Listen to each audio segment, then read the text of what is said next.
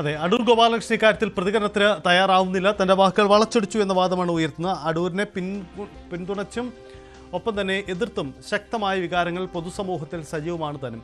എന്തായാലും ഡാൻ, സർക്കാർ ഈ വിഷയത്തിൽ ഇന്നലെ മന്ത്രി തന്നെ ഇക്കാര്യത്തിൽ ഒരു വിശദീകരണം നൽകിയിരുന്നു. അതിനപ്പുറത്തേക്ക് സർക്കാരും ഇതിലൊരു വിവാദത്തിലേക്ക് കടക്കുന്നില്ല. പക്ഷേ ആർ ബിന്ദു, ഉന്നത വിദ്യാഭ്യാസ വകുപ്പ് മന്ത്രി, ഇത്തരം ഒരു വൈകാരിക പോസ്റ്റ് തന്നെ ഇക്കാര്യത്തിൽ ഇട്ടിട്ടുണ്ട്. ഒരുപക്ഷേ പൊതുസമൂഹത്തിൽ ഭൂരിപക്ഷ ചർച്ചകൾ അടൂരിനെതിരെയാണ്.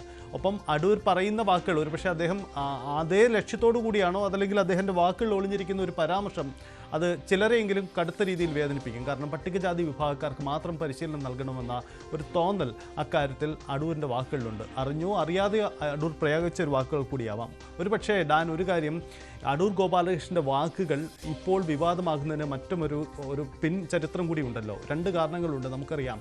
ഒന്ന്, മുമ്പൊരു ചലച്ചിത്രമേളക്കാലത്ത് ഇംഗ്ലീഷ് അറിയുന്നവർ മാത്രം ഫിലിം ഫെസ്റ്റിവലിൽ സിനിമകൾ കണ്ടാൽ മതി എന്ന നിലപാടെടുത്ത് വലിയ വിവാദത്തിലായതാണ് മുമ്പ് UDF സർക്കാരിൻ്റെ കാലത്ത് അടൂർ ഗോപാലകൃഷ്ണൻ. അന്ന് അദ്ദേഹം ചലച്ചിത്ര അക്കാദമിയുടെ ഭാഗമായി പ്രവർത്തിച്ചതാണ്.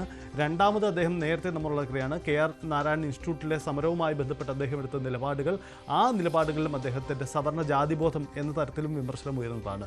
അതുകൊണ്ട് കൂടിയാണോ ഇന്നലെ അടൂരിൻ്റെ ഈ വാക്കുകൾ തുടക്കത്തിൽ തന്നെ വിവാദമായതും എതിർപ്പുകൾ ഉയർന്നതിൻ്റെ കാരണം?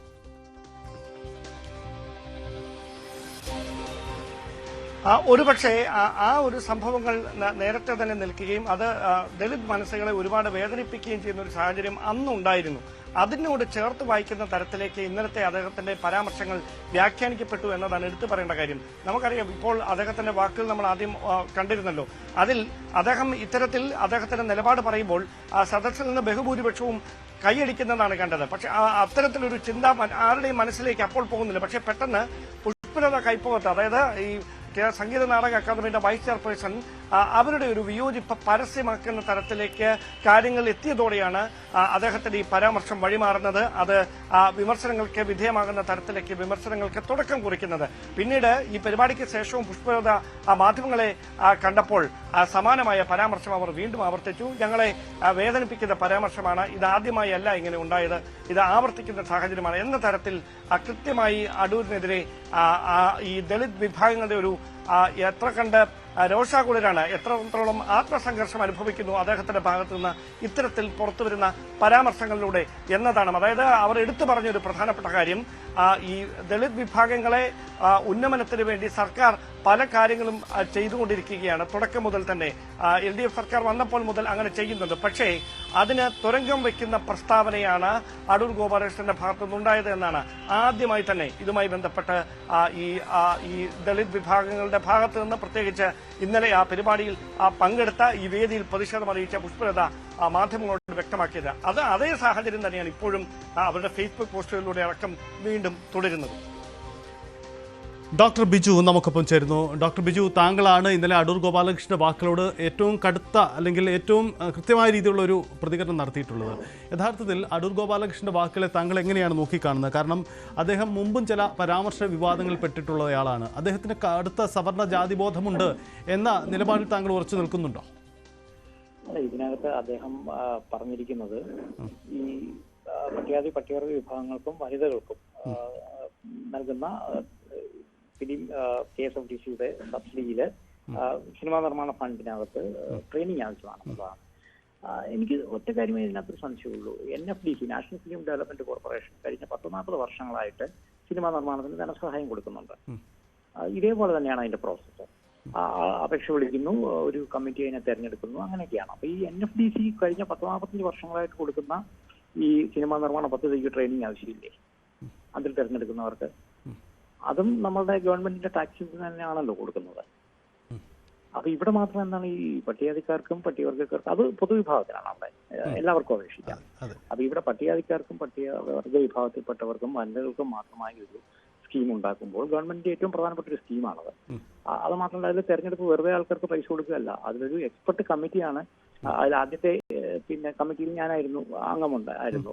മരിച്ചുപോയ ജോൺ പോൾ സാറായിരുന്നു അതിന്റെ ചെയർമാന്. അപ്പൊ ഞാൻ ജോൺ പോൾ സാറും ഒക്കെ അടങ്ങിയ ഒരു പ്രധാനപ്പെട്ട കമ്മിറ്റിയാണ്. എത്രയോ അപേക്ഷകൾ വന്നതിൽ നിന്ന് അവരുടെ സ്ക്രിപ്റ്റ് മുഴുവൻ വായിച്ച് അതിൽ ഏറ്റവും മെച്ചപ്പെട്ട സ്ക്രിപ്റ്റ് തിരഞ്ഞെടുക്കുകയും അതിൽ ഏറ്റവും യോഗ്യരെന്ന് തോന്നുന്ന ആളുകളെ ഇന്റർവ്യൂവിന് വിളിക്കുകയും അവർക്ക് ചെയ്യാനുള്ള കഴിവുണ്ടോ എന്നൊക്കെ അവരുമായിട്ട് നേരിട്ട് സംസാരിച്ച് രണ്ട് മൂന്ന് മീറ്റിങ്ങുകളൊക്കെ നടത്തി അത്തരത്തിലുള്ളൊരു ലോങ് പ്രോസസ്സിന് ശേഷമാണ് ഇവരെ തെരഞ്ഞെടുക്കുന്നത്.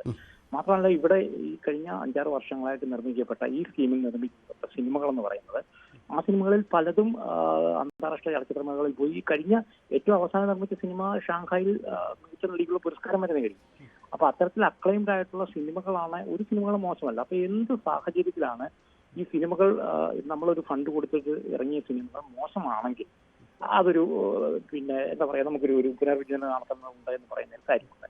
ഇതൊന്നും അല്ലാതിരിക്കെ ഇറങ്ങിയ സിനിമകളൊക്കെ മെച്ചപ്പെട്ടതായിരിക്കെ, ഇറങ്ങിയ സിനിമകൾ ഒരു പ്രോസസ്സിൽ കൂടി വളരെ സുതാര്യമായി തിരഞ്ഞെടുത്തതായിരിക്കെ, യോഗ്യതയുള്ളവർക്ക് കൊടുത്തതായിരിക്കെ, ഇതിനകത്തൊരു വിചിന്തനം വേണം എന്ന് പറയുന്നത് സ്വാഭാവികമായിട്ടും ഇത്തരം ആൾക്കാർക്ക് അങ്ങനെ ഒരു സിനിമയുള്ള കഴിവൊന്നുമില്ല. അവർക്ക് ട്രെയിനിങ് ഒക്കെ കൊടുത്താലേ വനിതകളും ഇവിടുത്തെ ദളിത് വിഭാഗത്തിലുള്ള ആൾക്കാർക്കും ഒക്കെ എന്തെങ്കിലും ചെയ്യാൻ സാധിക്കുകയുള്ളൂ, ഞങ്ങളൊക്കെ ട്രെയിൻ ചെയ്താൽ മാത്രമേ ഇവർക്ക് എന്തെങ്കിലും ആകാൻ പറ്റുള്ളൂ എന്നുള്ളൊരു കണ്ണാടി വെച്ച് കാണുന്നതുകൊണ്ടാണെന്നാണ് എനിക്ക് തോന്നുന്നത്. അതല്ലെങ്കിൽ NFDCയിൽ സെയിം പ്രോസസ് നടക്കുന്നുണ്ട്, അവിടെയും പറയട്ടെ, അവർക്കും ട്രെയിനിങ് കൊടുക്കട്ടെ. ഒരു പക്ഷേ ഈ അടൂർ ഗോപാലകൃഷ്ണൻ അദ്ദേഹത്തിന്റെ വാക്കുകൾ നോക്കുമ്പോൾ പൊതുവിൽ അത് സിനിമയുടെ നന്മയാണ് അദ്ദേഹം ഉദ്ദേശിക്കുന്നത് ഒരു തോന്നലുണ്ടാവാം. പക്ഷേ അദ്ദേഹത്തിന്റെ ചില പരാമർശങ്ങളിലെ ചില കാര്യങ്ങളാണ് ഈ സംശയത്തിനിട നൽകിയത്. ഒരു കാര്യം ചോദിച്ചുകൊള്ളട്ടെ, ഈ പ്രോജക്റ്റ് യഥാർത്ഥത്തിൽ സർക്കാരിൻ്റെ ഈ പ്രോജക്റ്റ് അത് ഏതെങ്കിലും തരത്തിൽ ഡൈവേർട്ട് ചെയ്യപ്പെട്ടു പോവുകയോ അതല്ലെങ്കിൽ അത് ഒരു പരാജയപ്പെടുന്ന ഒരു തോന്നൽ ഉളവാക്കുക ചെയ്യുന്ന ഘട്ടം ഇതുവരെ ഉണ്ടായിട്ടുണ്ടോ? അതോ അല്ലെങ്കിൽ പ്രതീക്ഷ നൽകുന്ന രീതിയിൽ തന്നെയാണോ ഇതിപ്പോൾ മുന്നോട്ട് പോകുന്നത്? അടൂരിൻ്റെ ഇങ്ങനെ ഒരു ഇടപെടൽ ഇപ്പം വന്നതിൻ്റെ കാരണം എന്തെന്നൊരു കണ്ടെത്തലിലേക്കാണ് നമുക്ക് പോകേണ്ടത്. നോക്കൂ, ഞാൻ ആദ്യം പറഞ്ഞതാണ് NFDC പ്രൊഡ്യൂസ് ചെയ്ത എത്രയോ സിനിമകളുണ്ട് കഴിഞ്ഞ 10-45 വർഷമായിട്ട്. അതിന്റെ ഉപദേശക സമിതിയിൽ ഉണ്ടായിരുന്നതാണ് അടൂർ ഗോപാലകൃഷ്ണൻ. ദേശീയ പിന്നെ അതിന്റെ സിനിമ നയം രൂപീകരിക്കുന്ന കമ്മിറ്റിയിലൊക്കെ ഉണ്ടായിരുന്ന ആളാണ്. അപ്പൊ അവിടെ ഉണ്ടാക്കിയിട്ടുള്ള ഇതിനുള്ള 100 കണക്കിന് സിനിമകൾ NFDC ഉണ്ടാക്കിയിട്ടുണ്ട് ഫണ്ട് കൊടുത്തിട്ട്.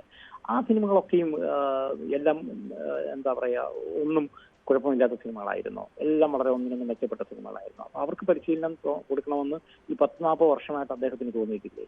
അപ്പൊ ഇവിടെ കേവലം ഒരു 4-5 വർഷങ്ങൾ മാത്രമായി സ്റ്റാർട്ട് ചെയ്ത്, അതും പാർശ്വവൽക്കരിക്കപ്പെട്ട ഒരു ജനവിഭാഗങ്ങൾക്ക്, ദളിത് ആളുകൾക്കും വനിതകൾക്കുമായിട്ടുള്ള ഒരു സ്കീമില് ആൾക്കാരെ വാർത്തെടുത്ത് കൊണ്ടുവരുമ്പോൾ അവർ ഇറക്കിയ കഴിഞ്ഞ ഒരു 6-7 സിനിമകളെ ഇറങ്ങിയിട്ടുള്ളൂ ഇതുവരെ. ആ 6-7 സിനിമകളിൽ 7 സിനിമകളും അത്യാവശ്യം മെച്ചപ്പെട്ട സിനിമകൾ തന്നെയാണ്. ഞാൻ മുമ്പ് പറഞ്ഞ പോലെ പല ചലച്ചിത്രമേളകൾ പ്രദർശിപ്പിച്ചിട്ടുള്ള സിനിമകളുണ്ട്, പുരസ്കാരം നേടിയ സിനിമകൾ അക്കൂട്ടത്തിലുണ്ട്. അപ്പൊ ആ സിനിമകളൊക്കെ മെച്ചപ്പെട്ട സിനിമകളാണ്. പിന്നെ അതിന്റെ വിതരണവുമായി ബന്ധപ്പെട്ടിട്ടോ അതല്ലെങ്കിൽ റിലീസുമായി ബന്ധപ്പെട്ടിട്ടോ ഒക്കെ അഭിപ്രായ വ്യത്യാസങ്ങളുണ്ടാകാം. കൃത്യമായി പ്രേക്ഷകരിലേക്ക് എത്തിക്കാൻ ചലച്ചിത്ര മറ്റേ KSMDCക്ക് സാധിച്ചിട്ടുണ്ടോ എന്നുള്ള കാര്യങ്ങളൊക്കെ അഭിപ്രായ വ്യത്യാസം ഉണ്ടാകും.